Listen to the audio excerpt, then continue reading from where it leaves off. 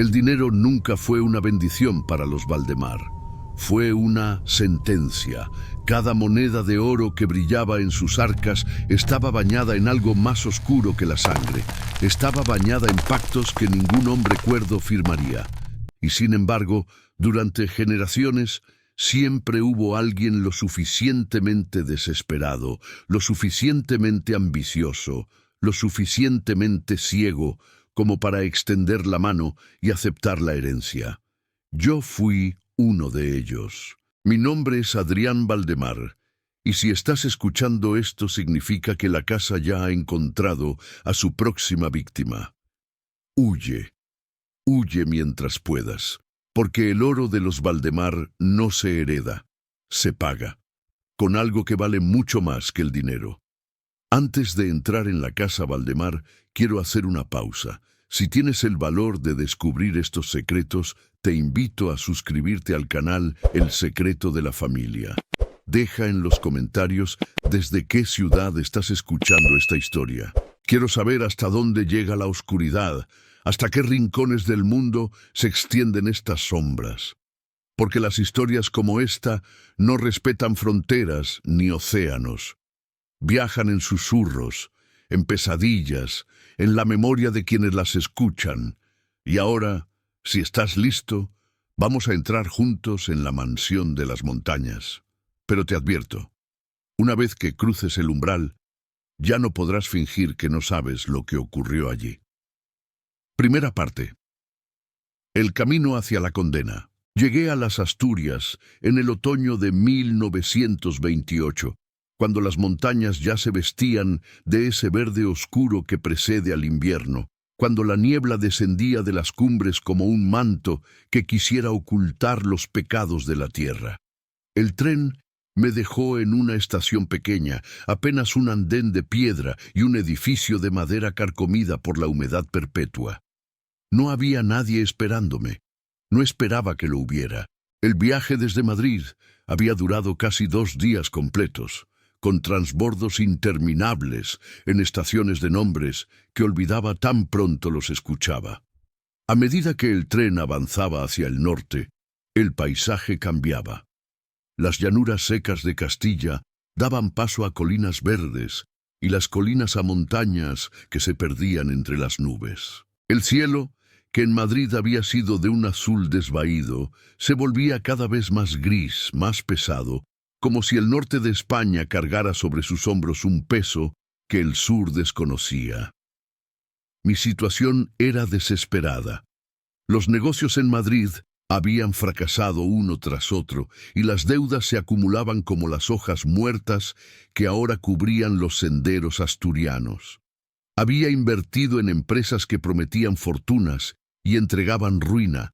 Había confiado en socios que resultaron ser estafadores. Había apostado todo a un futuro brillante que nunca llegó. Y ahora, a mis 35 años, no tenía nada.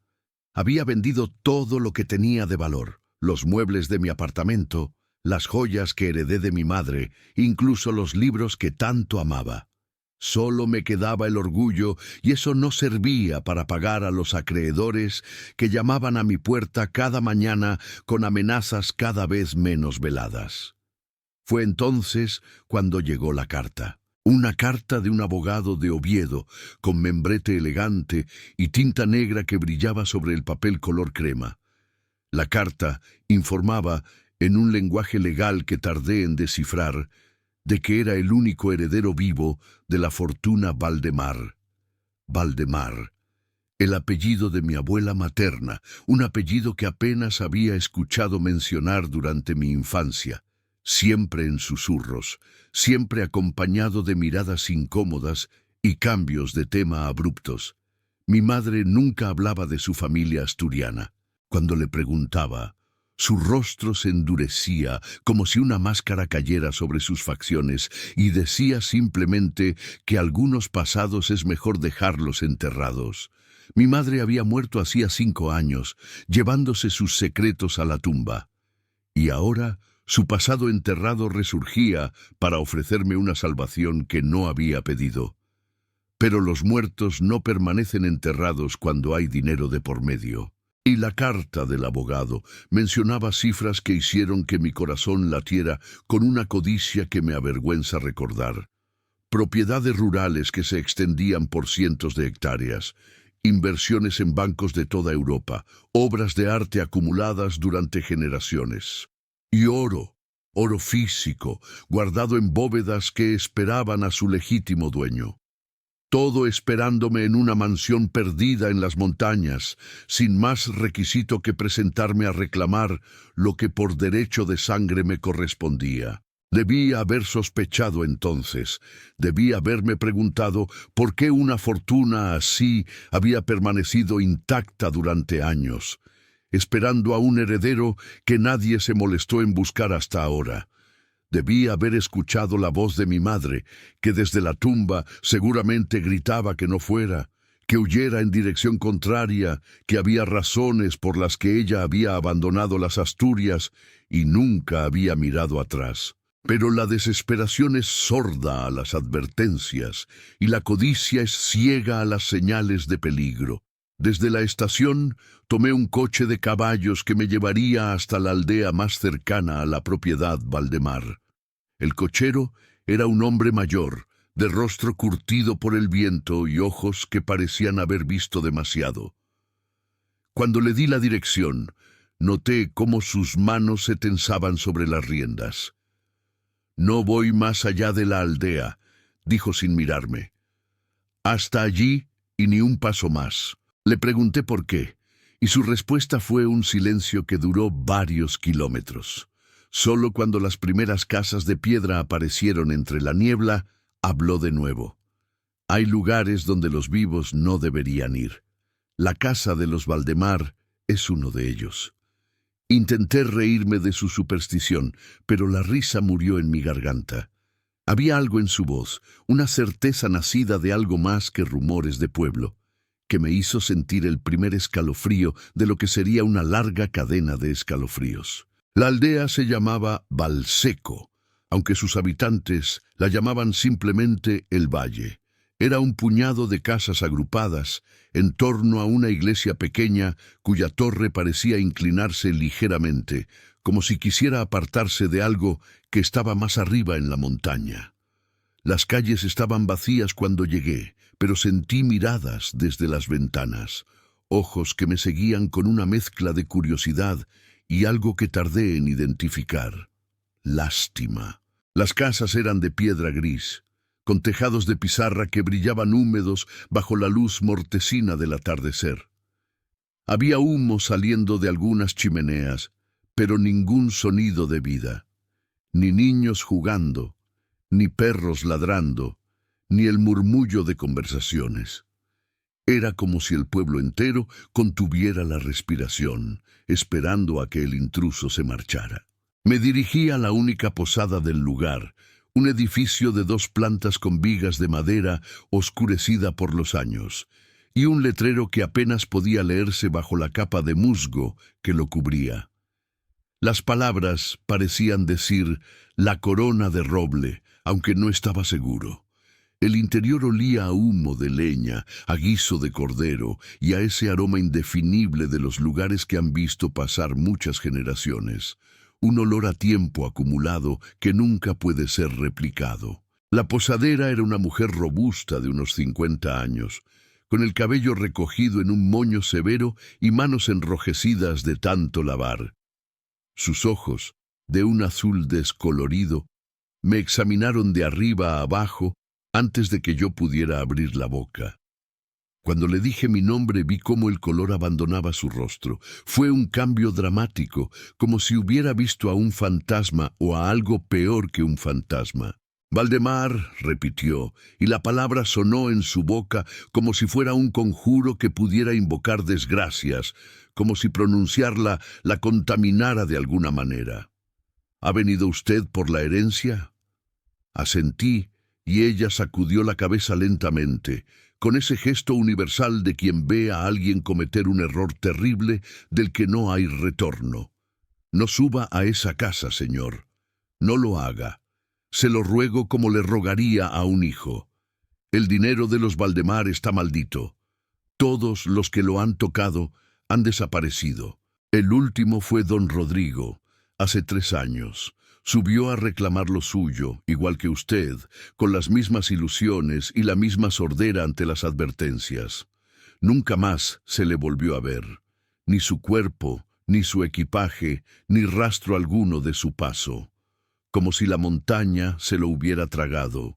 Le pregunté qué quería decir con maldito, esperando las típicas historias de fantasmas que pueblan todas las regiones rurales del mundo. Los cuentos de viejas que los campesinos transmiten de generación en generación. Ella bajó la voz hasta convertirla en un susurro que apenas podía oírse sobre el crepitar del fuego en la chimenea.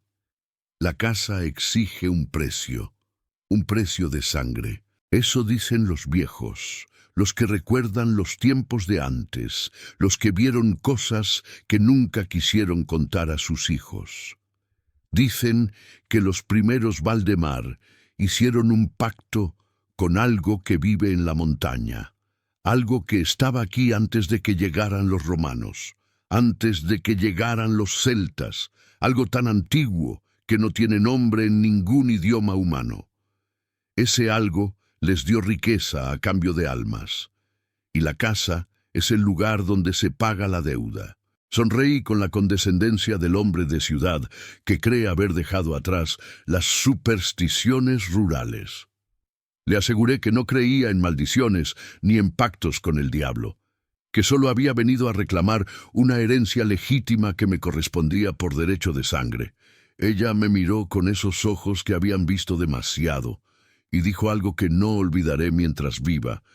El derecho de sangre es precisamente el problema, señor.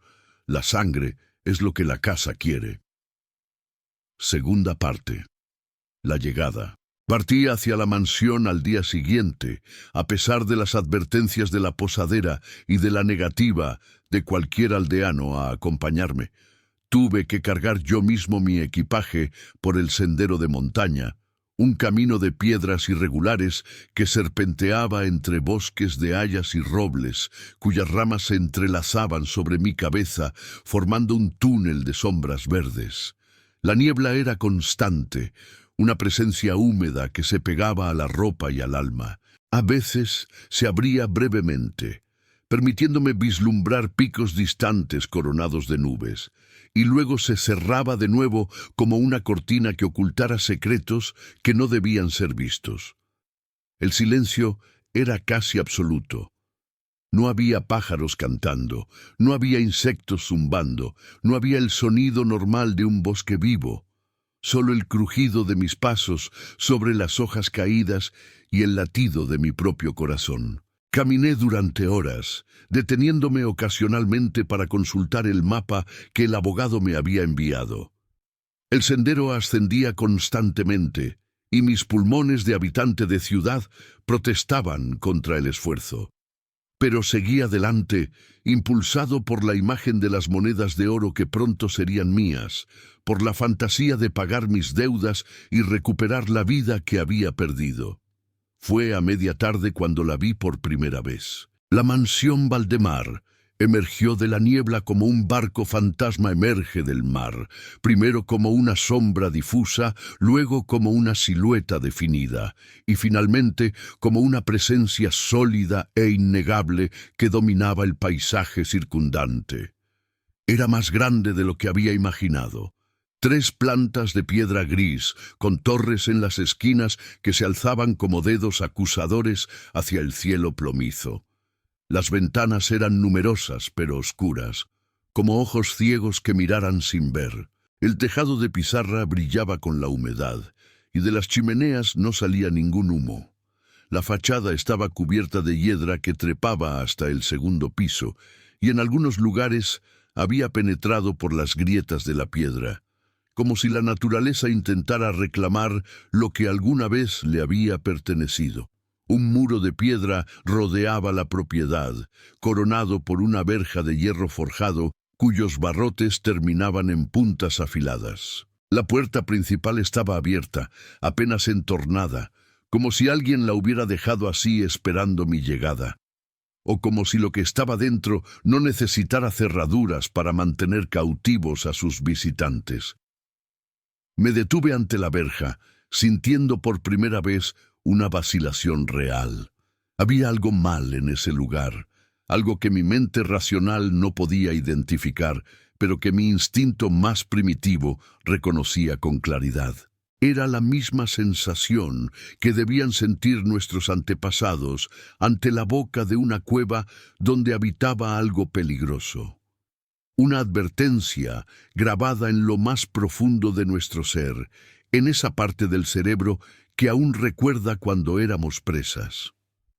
Pero había llegado demasiado lejos para dar la vuelta. Había gastado mis últimos ahorros en el viaje. No tenía a dónde regresar, nada que me esperara excepto acreedores y vergüenza. La mansión Valdemar, por siniestra que pareciera, era mi única opción. Empujé la verja, que se abrió con un chirrido que resonó en el silencio como un grito. Crucé el jardín, que alguna vez debió ser hermoso, pero que ahora era un laberinto de arbustos sin podar y estatuas cubiertas de liquen. Había una fuente en el centro, seca desde hacía años, con la figura de un ángel cuyas alas estaban rotas y cuyo rostro había sido erosionado por el tiempo hasta convertirse en una máscara sin rasgos. Subí los escalones de la entrada, contándolos sin saber por qué. 7 escalones, 7 como los pecados capitales, como los días de la creación, como los sellos del Apocalipsis. La puerta principal era de roble macizo, con aldabón de bronce en forma de cabeza de león. No necesité usarlo. La puerta se abrió ante mi toque, como si hubiera estado esperándome.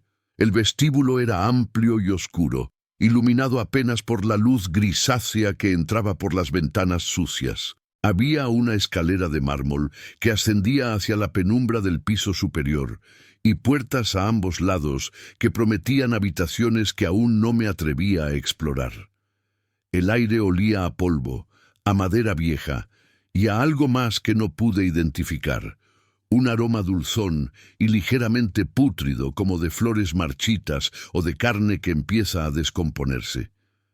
«Hola», llamé, y mi voz resonó en el espacio vacío, rebotando contra las paredes hasta convertirse en un eco distorsionado que parecía burlarse de mí.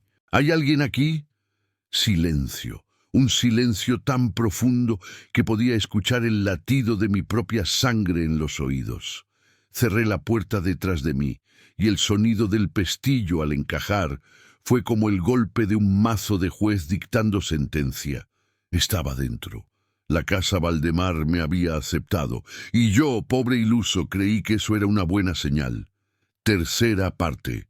Los primeros días. Los primeros días en la mansión transcurrieron en una extraña calma que, ahora lo sé, era solo el preludio de la tormenta.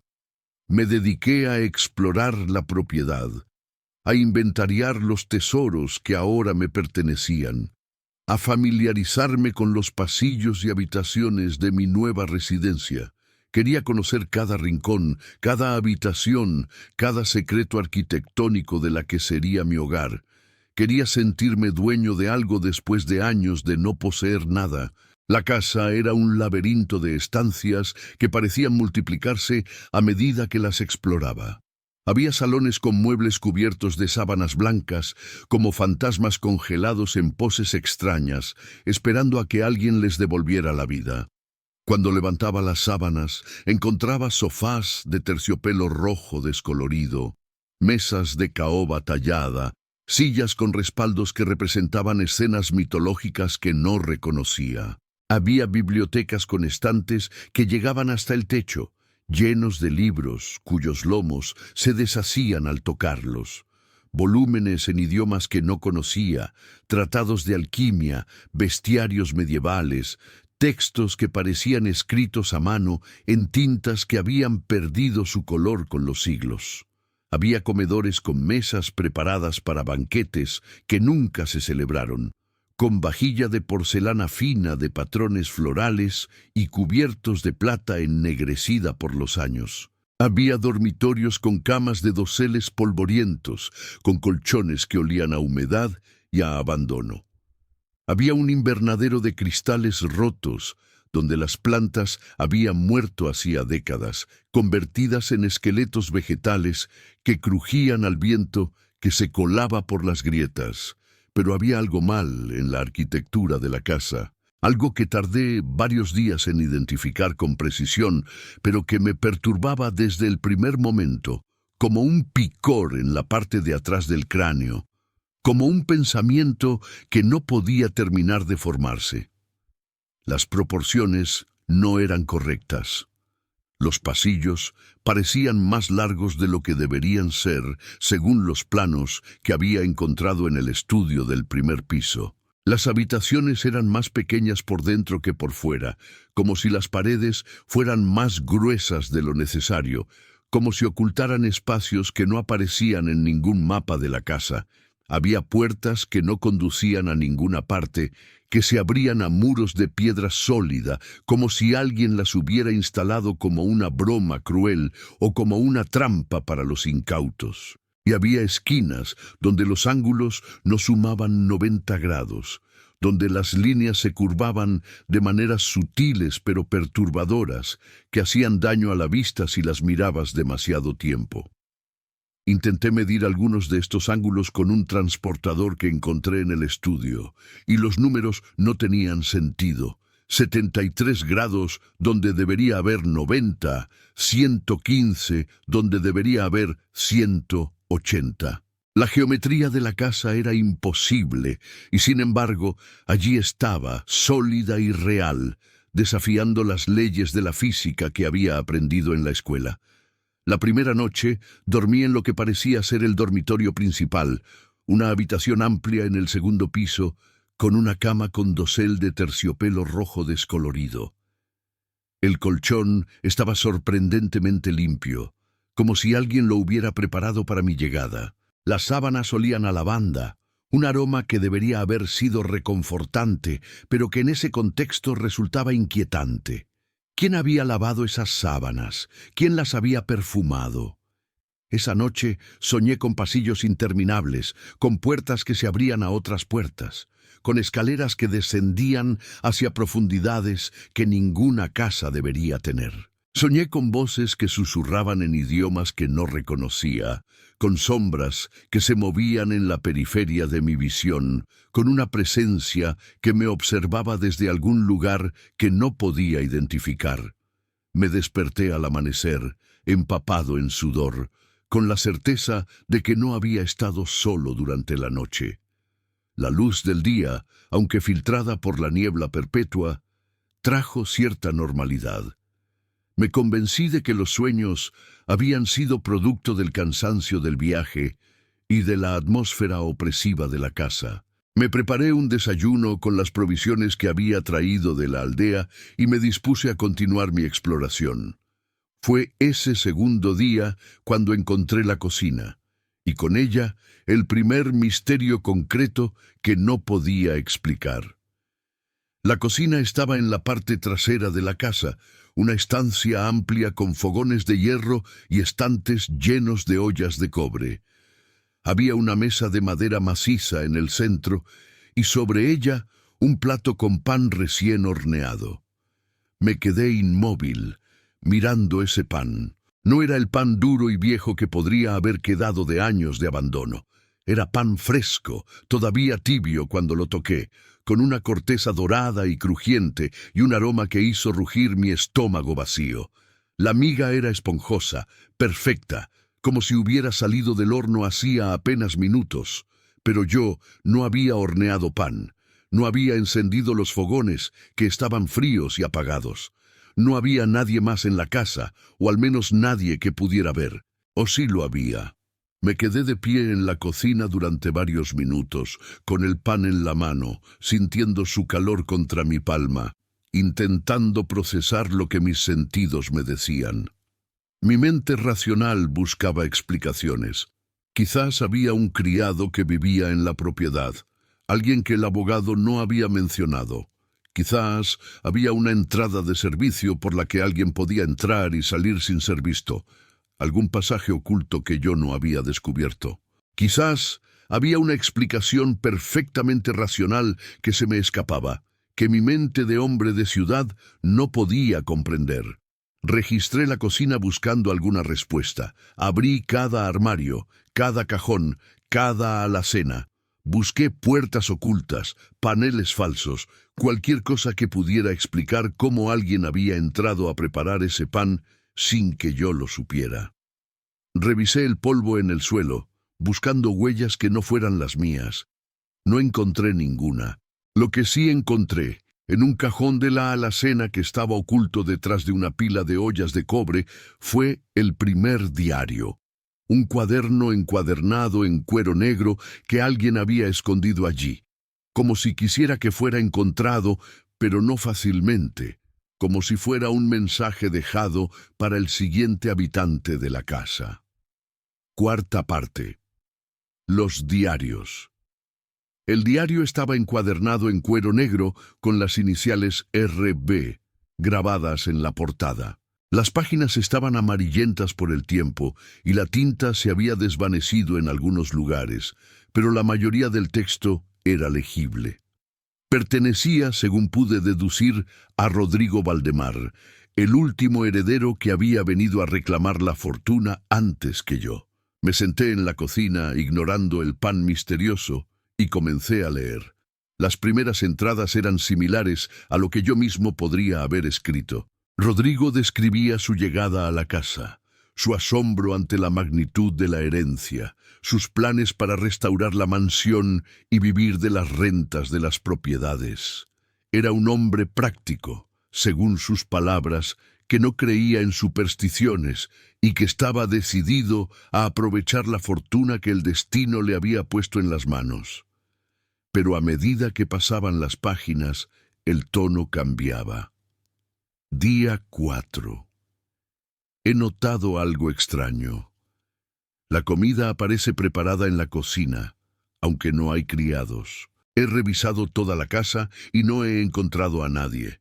He cerrado todas las puertas con llave, pero por la mañana las encuentro abiertas. Debe haber una explicación lógica. Quizás me estoy volviendo descuidado. Día 7.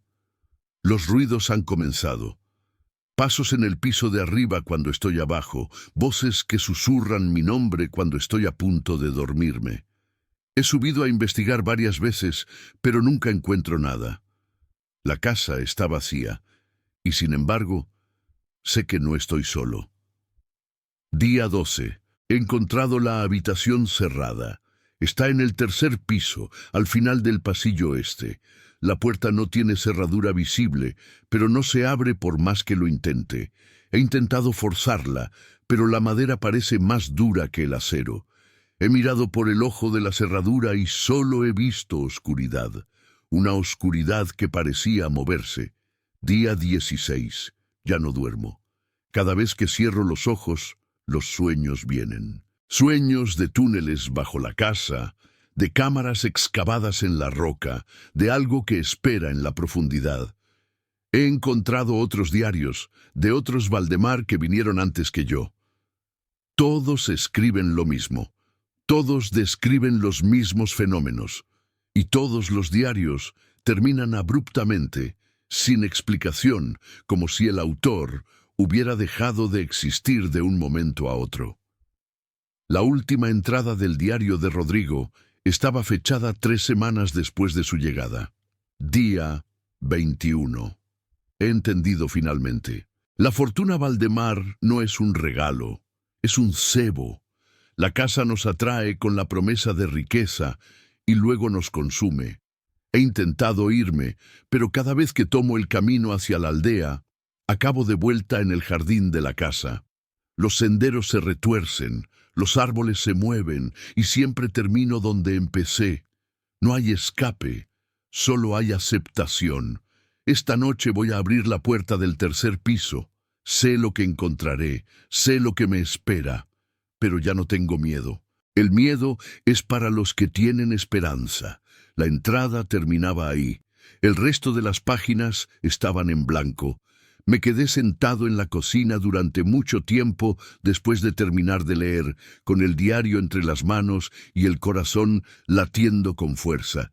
Quería creer que Rodrigo había estado loco, que la soledad y la atmósfera de la casa lo habían llevado a imaginar cosas que no existían.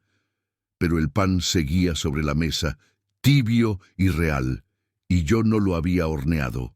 Esa noche, por primera vez, escuché los pasos. Quinta parte. La geometría del horror. Los días siguientes fueron una lenta caída hacia la comprensión de lo que la casa realmente era. Ya no podía ignorar las señales, ya no podía refugiarme en explicaciones racionales que se desmoronaban ante la evidencia de mis propios sentidos. La comida seguía apareciendo.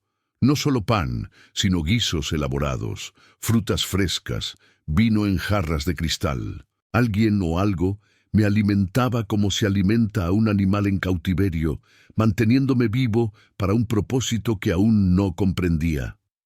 Los ruidos aumentaban cada noche, pasos que recorrían los pasillos mientras yo yacía inmóvil en la cama, con los ojos fijos en el dosel de terciopelo, voces que murmuraban detrás de las paredes, conversaciones en un idioma que no era español ni ningún otro que pudiera reconocer. A veces, risas frías y huecas que parecían venir de todas partes y de ninguna. Pero lo peor era la arquitectura. Había comenzado a notar las anomalías desde el primer día, pero ahora se hacían imposibles de ignorar. Las habitaciones cambiaban de tamaño durante la noche. Los pasillos se alargaban o se acortaban dependiendo de la hora. Las escaleras tenían diferentes números de peldaños cada vez que las subía, a veces 20, a veces 25, una vez conté 37 antes de llegar al segundo piso, aunque debería haber sido imposible. Hice un mapa de la casa intentando documentar su disposición, pero el mapa nunca coincidía con la realidad. Las puertas que había marcado en un lugar aparecían en otro. Las habitaciones que había explorado parecían no existir cuando intentaba volver a ellas. Y había espacios nuevos, estancias que aparecían donde antes solo había muros sólidos, como si la casa creciera orgánicamente, expandiéndose para acomodar algo que no podía ver. El tercer día, después de leer el diario de Rodrigo, encontré otro diario. Este era más antiguo, de finales del siglo XIX, y pertenecía a una mujer llamada Elena Valdemar. Su letra era elegante y precisa, y sus descripciones eran aún más perturbadoras que las de Rodrigo. Elena escribía sobre los túneles que existían debajo de la casa, excavados en la roca de la montaña, que se extendían kilómetros en todas direcciones. Escribía sobre cámaras subterráneas donde los primeros Valdemar habían realizado rituales que no se atrevía a describir. Y escribía sobre algo que vivía en la profundidad, algo que había estado allí antes de que existiera la casa, antes de que existiera la aldea, quizás antes de que existiera la humanidad. No sé qué es, escribió Elena en una de sus últimas entradas. Solo sé que es antiguo y que tiene hambre. Los Valdemar le ofrecimos algo a cambio de riqueza y ahora viene a cobrar. Cada generación viene a cobrar. Y no podemos negarnos, porque el pacto fue sellado con sangre, y la sangre es lo único que entiende. La sangre. Siempre volvía a la sangre. Empecé a buscar los túneles.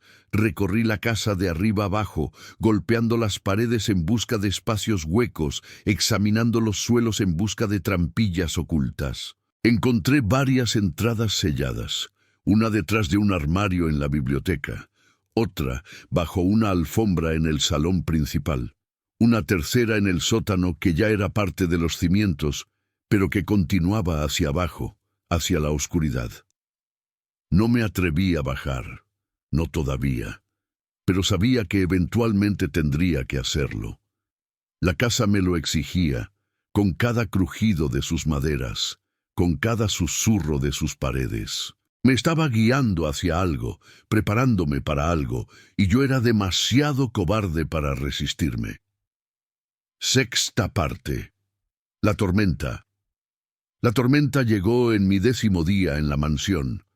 Había estado observando el cielo durante horas desde la ventana del estudio, viendo cómo las nubes se acumulaban sobre las montañas, más negras y densas de lo que jamás había visto. Parecían sólidas, como montañas de carbón flotando en el aire, y se movían con una velocidad que desafiaba cualquier patrón meteorológico que conociera.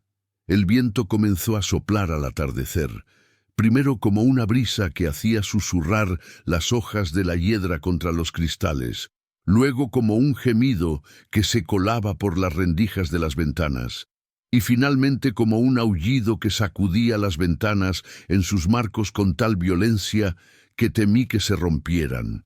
Y luego llegó la lluvia. No era lluvia normal, no eran gotas cayendo del cielo. Era un diluvio, una cortina de agua tan densa que no podía ver más allá de los cristales empañados, como si la mansión hubiera sido sumergida en un océano negro. El sonido era ensordecedor, un rugido constante que ahogaba cualquier otro sonido, que me hacía sentir sordo y vulnerable.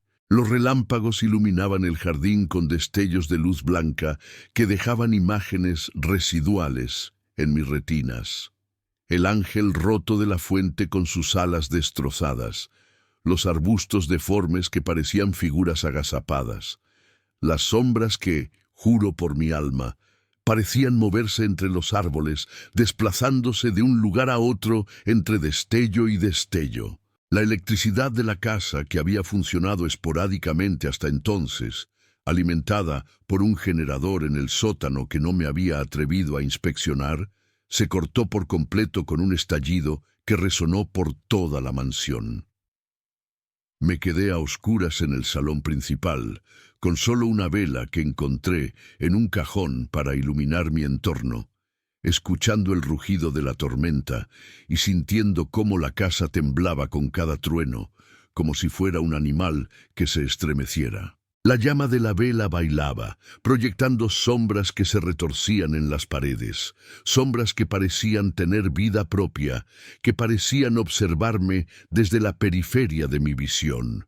El aire estaba frío, mucho más frío de lo que debería estar, y podía ver mi aliento formando nubes de vapor frente a mi cara. Había algo diferente en la casa esa noche, algo que había cambiado con la llegada de la tormenta. Era como si las barreras que separaban lo normal de lo imposible se hubieran debilitado, como si la realidad misma se hubiera vuelto más porosa.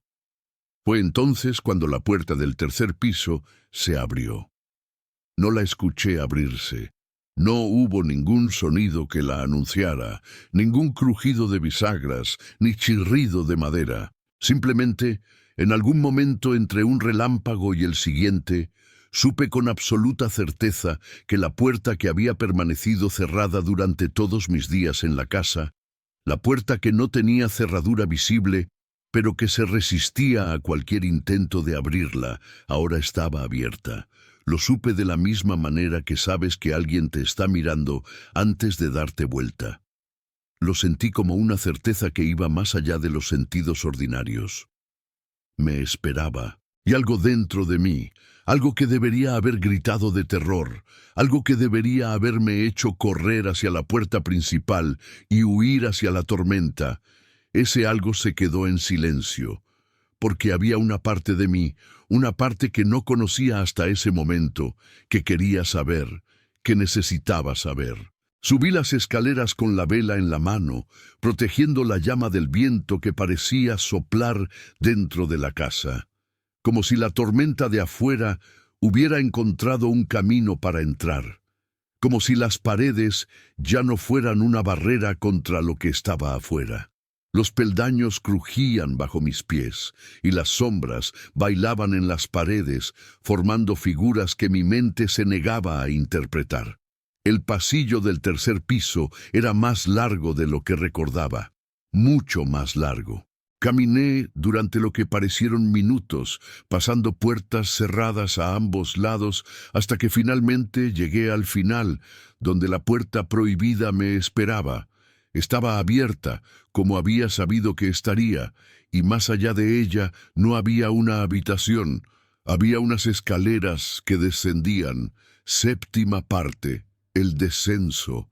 Las escaleras eran de piedra, talladas directamente en la roca de la montaña. No eran parte de la arquitectura original de la casa, eran mucho más antiguas, con peldaños desgastados por innumerables pies a lo largo de innumerables siglos. En el centro de cada peldaño había una depresión, una concavidad formada por el paso de miles, quizás millones de pisadas. Las paredes estaban húmedas, cubiertas de un musgo fosforescente que emitía una luz verdosa suficiente para ver, aunque insuficiente para sentirse seguro. Era una luz enferma, una luz que parecía absorber las sombras en lugar de disiparlas. Descendí. No sé por qué lo hice. Quizás porque ya no tenía elección. Quizás porque la curiosidad era más fuerte que el miedo. Quizás porque la casa me había estado preparando para este momento desde que crucé su umbral, moldeando mi mente, debilitando mis defensas, y resistirse habría sido tan inútil como resistirse a la gravedad o al paso del tiempo. Las escaleras descendían en espiral, girando hacia la izquierda con cada vuelta. Conté los peldaños al principio, intentando mantener algún control, alguna sensación de orden en medio del caos. Pero dejé de contar cuando llegué a 300 y el descenso no mostraba señales de terminar. 300 peldaños son más de 30 pisos, y yo sabía que la montaña no era tan profunda, que ninguna escalera natural podía descender tanto, y sin embargo, seguí bajando. El aire se volvía más frío a medida que descendía, un frío que no era simplemente ausencia de calor, sino algo más activo, más agresivo, un frío que parecía querer entrar en mi cuerpo, que buscaba las grietas en mi ropa y en mi piel. Y el aire era más denso también, cargado de un olor que reconocí de algún lugar primordial de mi memoria, un olor grabado en el ADN de la especie humana. El olor de la tierra profunda, de los lugares donde la luz del sol nunca ha llegado ni llegará, de las cavernas donde las cosas más antiguas del mundo esperan en silencio, pacientes como solo pueden serlo las cosas que han existido desde antes del tiempo. El musgo fosforescente comenzó a cambiar a medida que descendía. Se volvía más brillante, más activo, pulsando con una luz que casi parecía orgánica, como el latido de un corazón gigantesco, y en las paredes comenzaron a aparecer símbolos tallados en la piedra, símbolos que no reconocía, pero que me producían una sensación de náusea al mirarlos, espirales que se enroscaban sobre sí mismas, figuras geométricas que parecían imposibles, ángulos que la mente humana no estaba diseñada para procesar. Finalmente, las escaleras terminaron en una cámara. La cámara era circular, tallada en la roca, con una precisión que ninguna herramienta humana podría haber logrado. Las paredes estaban perfectamente lisas, sin una sola imperfección, cubiertas de más de aquellos símbolos que hacían daño a la vista, que parecían moverse y retorcerse cuando los miraba directamente, que permanecían inmóviles solo cuando los observaba por el rabillo del ojo. En el centro de la cámara había un altar de piedra negra, un bloque de algo que no era exactamente piedra, algo que absorbía la luz en lugar de reflejarla, que parecía más una ausencia que una presencia. Y sobre el altar, un libro. No un libro. Un grimorio, un tomo de conocimientos prohibidos encuadernado en algo que no era cuero, algo que tenía una textura demasiado suave, demasiado familiar. Junto al grimorio había un cuchillo de obsidiana, con el filo tan afilado que parecía cortar la luz misma. Y detrás del altar, en la pared del fondo, había una abertura. Una grieta en la roca que se extendía hacia una oscuridad más profunda que cualquier oscuridad que hubiera conocido, una oscuridad que respiraba. Me acerqué al altar, atraído por una fuerza que no podía resistir. El grimorio se abrió solo cuando extendí la mano hacia él, sus páginas pasando hasta detenerse en un pasaje escrito en latín antiguo. Mi latín era rudimentario, pero pude entender lo esencial. Era el pacto. El pacto original que los primeros Valdemar habían firmado con lo que vivía en la oscuridad. A cambio de riqueza ilimitada, habían prometido alimentar a la entidad con sangre de su linaje. Cada generación, un Valdemar debía bajar a esta cámara y ofrecer el sacrificio. Si el sacrificio no se realizaba, la entidad subiría a buscarlo ella misma, y había pasado demasiado tiempo desde el último sacrificio. Octava parte. La revelación. Escuché el sonido antes de verlo. Un roce, como de algo inmenso arrastrándose sobre la piedra. Un susurro, como de 1000 voces hablando al unísono en frecuencias que el oído humano no debería poder percibir. Y luego, emergiendo de la grieta en la pared, algo que mi mente se negó a comprender. No puedo describirlo. No hay palabras en ningún idioma humano que capturen lo que vi en esa cámara. Solo puedo decir que era grande, mucho más grande de lo que la abertura debería haber permitido. Que tenía forma y al mismo tiempo carecía de ella, cambiando constantemente como si estuviera hecho de sombras líquidas, que tenía ojos, cientos de ojos que brillaban con una luz propia en la oscuridad, y que todos esos ojos me miraban con una inteligencia que era antigua cuando el sol aún no había nacido. Debería haber huido, debería haber gritado, pero no hice ninguna de las dos cosas. Me quedé inmóvil, paralizado no por el miedo, sino por algo más profundo, algo que reconocía en lo más primitivo de mi ser. Era la misma sensación que había tenido ante la verja de la casa, multiplicada 1000 veces. La sensación de estar ante algo que era fundamentalmente incompatible con la vida humana. Y sin embargo, no me destruyó. No me consumió como había consumido a los otros Valdemar. En cambio, esperó. Esperó a que yo tomara el cuchillo de obsidiana. Esperó a que yo leyera las palabras del grimorio. Esperó a que yo hiciera lo que todos los Valdemar antes que yo habían hecho: el sacrificio. Pero no era mi propia sangre lo que la entidad quería. Eso lo entendí al leer más del grimorio. La sangre del heredero solo servía para sellar el pacto, para renovar la conexión entre la familia y la cosa de la oscuridad. Lo que realmente quería era algo más. Quería que trajera a otros. Quería que usara la fortuna Valdemar como cebo, atrayendo a los codiciosos, a los desesperados, a los que vendían su alma por oro sin saber que estaban firmando su sentencia de muerte. Los Valdemar no eran las víctimas del pacto, eran sus ejecutores. Novena parte. La elección. Me quedé en esa cámara durante horas, con el cuchillo en la mano y la entidad esperando pacientemente. Pensé en mi vida, en las decisiones que me habían traído hasta aquí. Pensé en las deudas que había dejado atrás, en los acreedores que me esperaban en Madrid. Pensé en lo fácil que sería aceptar el pacto, convertirme en el guardián de la fortuna Valdemar, vivir el resto de mis días en riqueza a cambio de un pequeño servicio ocasional, que eran unas pocas vidas frente a una eternidad de comodidad. ¿Qué importaba el sufrimiento de desconocidos cuando yo podía tener todo lo que siempre había deseado? Estos pensamientos vinieron a mi mente y sé que no eran míos. Eran sugerencias, susurros de la entidad que intentaba seducirme como había seducido a generaciones de Valdemar antes que yo.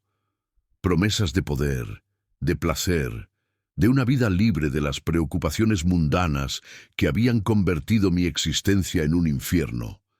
Por un momento casi cedí, pero entonces recordé la cara de la posadera, la lástima en sus ojos cuando me miró. Recordé las advertencias del cochero, su negativa a acercarse a la casa. Recordé los diarios de Rodrigo y Elena, el horror que destilaban sus palabras, el destino que habían encontrado por seguir el mismo camino que ahora se abría ante mí. Y supe que no podía hacerlo. no porque fuera valiente, ni porque fuera bueno, simplemente porque había un límite a lo que estaba dispuesto a hacer, incluso por supervivencia. Había un punto donde la desesperación dejaba de ser una excusa. Dejé caer el cuchillo. La entidad rugió, no con sonido, sino con algo más profundo, una vibración que sacudió las paredes de la cámara y resonó en mis huesos. Los ojos brillaron con una furia que trascendía cualquier emoción humana, y entonces se movió hacia mí. 10ª parte. El final que no fue un final. No recuerdo lo que pasó después. Tengo fragmentos. Correr por las escaleras, los peldaños multiplicándose bajo mis pies, la casa retorciéndose a mi alrededor como un organismo vivo que intentara digerirme. Tengo imágenes, puertas que se abrían a abismos, pasillos que se convertían en gargantas de piedra, ventanas que mostraban paisajes que no existían en ningún mundo que conociera. Y tengo un último recuerdo: estar de pie en el vestíbulo, con la puerta principal frente a mí, mientras algo enorme y oscuro descendía las escaleras a mis espaldas. Extendí la mano hacia el pomo, lo giré, la puerta se abrió, y entonces desperté. Estaba en el jardín, bajo la luz gris de un amanecer nublado. La tormenta había pasado. La casa se alzaba frente a mí, silenciosa e inmóvil, con sus ventanas oscuras mirándome como ojos ciegos. No había señales de lo que había ocurrido durante la noche. No había señales de la entidad, de la cámara subterránea, de nada de lo que había experimentado. Por un momento pensé que había sido un sueño, una pesadilla inducida por la atmósfera de la casa y por los diarios perturbadores que había leído. Quise creerlo, necesitaba creerlo, pero entonces miré mis manos y vi la sangre. No era mi sangre, no estaba herido, pero mis manos estaban cubiertas de una sustancia oscura y pegajosa que olía a metal y a algo más antiguo, algo que reconocí del olor de la cámara subterránea. Y en el bolsillo de mi chaqueta encontré el cuchillo de obsidiana. No sé cómo llegó allí. No recuerdo haberlo tomado, pero estaba allí, frío contra mi muslo, con el filo manchado de la misma sustancia que cubría mis manos. Me quedé mirando la casa durante mucho tiempo. Quería irme, quería correr hacia la aldea, hacia la estación de tren, hacia cualquier lugar que no fuera este. Pero sabía, con una certeza que iba más allá de la lógica, que no podía hacerlo. El pacto había sido sellado, aunque no recordara cómo. La sangre había sido derramada, aunque no supiera de quién. Y yo, Adrián Valdemar, era ahora el guardián de la fortuna familiar. El guardián y el cebo. Epílogo. Lo que queda. Han pasado 3 años desde esa noche. 3 años que parecen 3 siglos, o quizás 3 minutos. El tiempo funciona de manera diferente en la mansión Valdemar, fluyendo a velocidades que varían según la habitación, según el momento, según el capricho de algo que no puedo nombrar. Hay días que duran semanas y noches que terminan antes de que pueda parpadear. He dejado de intentar medirlo. He dejado de intentar entenderlo.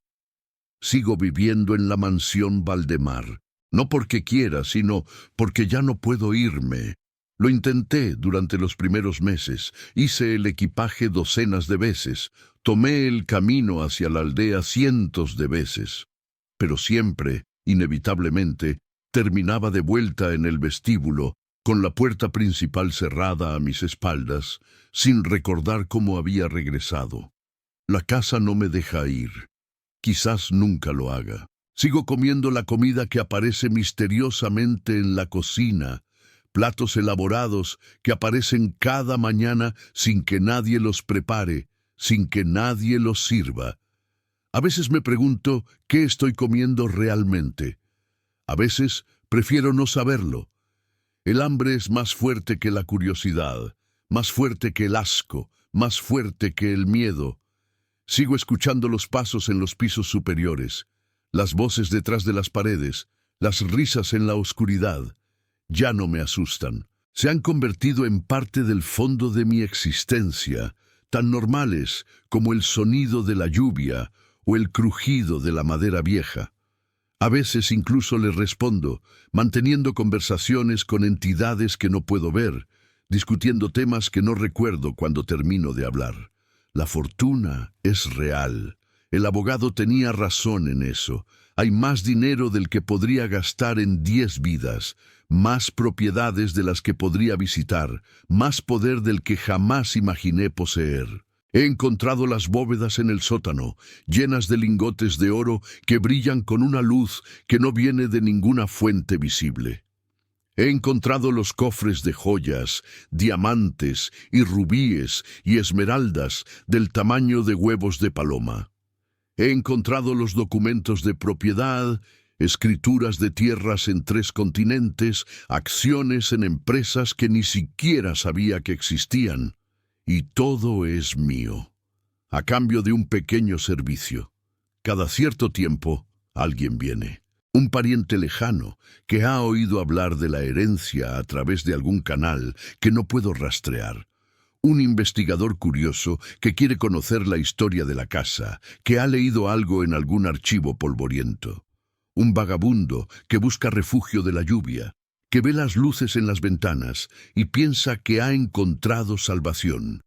Vienen por diferentes razones, con diferentes historias, diferentes sueños, diferentes desesperaciones. Pero todos vienen, atraídos por algo que no pueden nombrar, guiados por una fuerza que opera a niveles que la mente consciente no puede percibir. Y yo los recibo. Los alojo en las habitaciones del 2º piso, las habitaciones que siempre están limpias y preparadas sin que nadie las limpie ni las prepare. Les ofrezco la comida que aparece en la cocina, comida que siempre es abundante cuando hay huéspedes, como si la casa supiera y se preparara. Les cuento historias de la familia Valdemar, historias que fluyen de mi boca sin que las piense, historias que ya no sé si son verdad o mentira, si las recuerdo o las invento, si me pertenecen o pertenecen a algo más antiguo que usa mi voz para hablar. Y cuando llega el momento, cuando la entidad me lo indica con sus susurros en la noche, cuando siento esa necesidad urgente que no puedo ignorar, los guío hacia las escaleras del 3er piso. Les digo que hay algo que deben ver, algo maravilloso, algo que cambiará sus vidas. Y tienen razón en creerme. Sus vidas cambian, solo que no de la manera que esperaban. No sé lo que les pasa después. No quiero saberlo. Solo sé que nunca vuelven a subir. Solo sé que la entidad queda satisfecha por un tiempo, que los susurros se calman, que la presión que siento en el pecho se alivia. Y luego, inevitablemente, el hambre regresa y yo sé que debo encontrar otro huésped, otro sacrificio, otra alma para alimentar a lo que vive en la profundidad. A veces me pregunto si todavía soy Adrián Valdemar, o si me he convertido en algo diferente, algo que solo usa mi nombre y mi cuerpo como una máscara, como un disfraz para engañar a los que vienen. A veces me miro en los espejos de la casa y no reconozco al hombre que me devuelve la mirada. Sus ojos son más oscuros de lo que recuerdo, más profundos, como si contuvieran sombras que no deberían estar allí, como si algo se hubiera instalado detrás de mis pupilas y mirara a través de ellas. Su piel es más pálida, con un tono grisáceo que no puede atribuirse solo a la falta de sol. Y a veces, en los momentos entre vigilia y sueño, veo cosas moverse debajo de mi piel, formas que se desplazan como gusanos bajo una delgada capa de tierra. Pero la mayoría del tiempo no pienso en nada de eso. La mayoría del tiempo simplemente existo, como la casa existe, como la entidad existe, como parte de un ciclo que ha continuado durante generaciones sin cuento y que continuará mucho después de que mi cuerpo se haya convertido en polvo. He dejado de intentar entenderlo, he dejado de intentar resistirlo. He aceptado mi papel en este drama eterno, mi función como guardián de la fortuna y alimentador de la bestia. La herencia Valdemar sigue esperando. Siempre hay otro heredero en algún lugar del mundo, otro descendiente lejano cuya sangre lleva la mancha del pacto original. Siempre hay otro desesperado, otro codicioso, otro soñador que ignora las advertencias y viene a reclamar lo que cree que le pertenece. Las cartas siguen saliendo, enviadas por abogados que no existen a direcciones que no deberían conocerse, encontrando siempre a la persona correcta en el momento correcto, cuando su desesperación está en su punto más alto, cuando su resistencia está en su punto más bajo.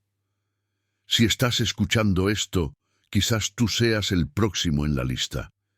Quizás ya has recibido la carta del abogado con su membrete elegante y sus promesas de fortuna.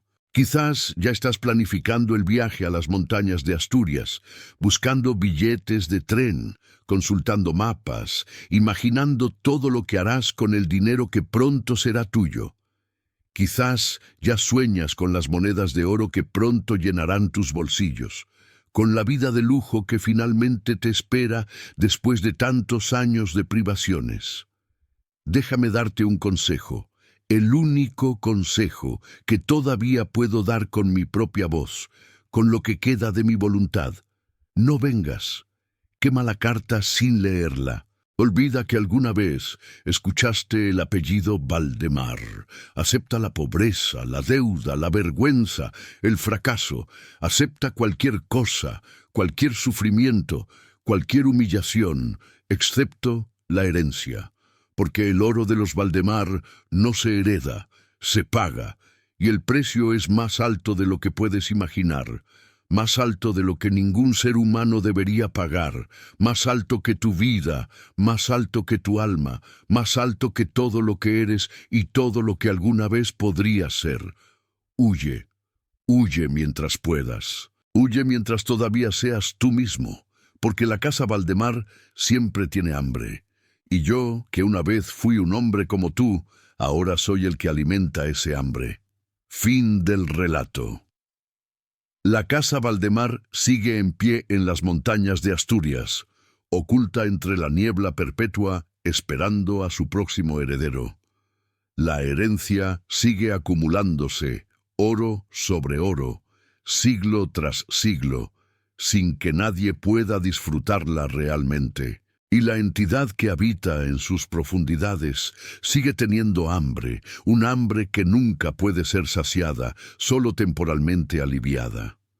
Hay quienes dicen que en las noches sin luna, cuando la niebla es más densa y el viento aúlla entre los árboles, se pueden ver luces en las ventanas de la mansión Valdemar. Luces que se mueven de habitación en habitación, como si alguien estuviera recorriendo los pasillos con una vela en la mano. Los aldeanos de Valseco saben que no deben acercarse cuando ven esas luces. Saben que es mejor cerrar las persianas, apagar los fuegos y fingir que duermen hasta que amanezca. Porque hay cosas en las montañas que es mejor no ver. Y hay casas que es mejor no visitar, sin importar cuánto oro prometan. Y con esto termina la historia de la familia Valdemar. Una historia de codicia, de pactos oscuros firmados con sangre, de un horror que ha sobrevivido durante generaciones alimentándose de los desesperados y los ambiciosos. Si has llegado hasta aquí, te agradezco tu valor, tu paciencia, tu disposición a sumergirte en la oscuridad conmigo. No muchos tienen el coraje de enfrentar la oscuridad hasta el final, de mirar directamente a los ojos del abismo sin apartar la mirada. Quiero pedirte que dejes un comentario contándome qué te pareció esta historia. ¿Habrías entrado en la casa Valdemar sabiendo lo que sabes ahora? ¿Habrías aceptado el pacto si la alternativa fuera la pobreza y la ruina? ¿O habrías huido mientras todavía tenías la oportunidad? Me encanta leer sus opiniones, sus teorías, sus interpretaciones. Cada persona que escucha esta historia la procesa de manera diferente y esas diferencias me fascinan. Si te gustó este video, no olvides suscribirte al canal El Secreto de la Familia y activar la campanita para no perderte las próximas historias. Hay muchos más secretos esperando ser revelados, muchas más familias con pactos oscuros y herencias malditas, muchos más misterios que descubrir en las noches largas. Nos vemos en el próximo video, en la próxima historia, en el próximo secreto que esperamos desentrañar juntos. Hasta entonces, cuídate. Mantén las luces encendidas si te hacen sentir más seguro. Y si alguna vez recibes una carta ofreciéndote una herencia que parece demasiado buena para ser verdad, recuerda la historia de los Valdemar. Recuerda a Adrián, que entró como un hombre desesperado y salió como algo que ya no era completamente humano.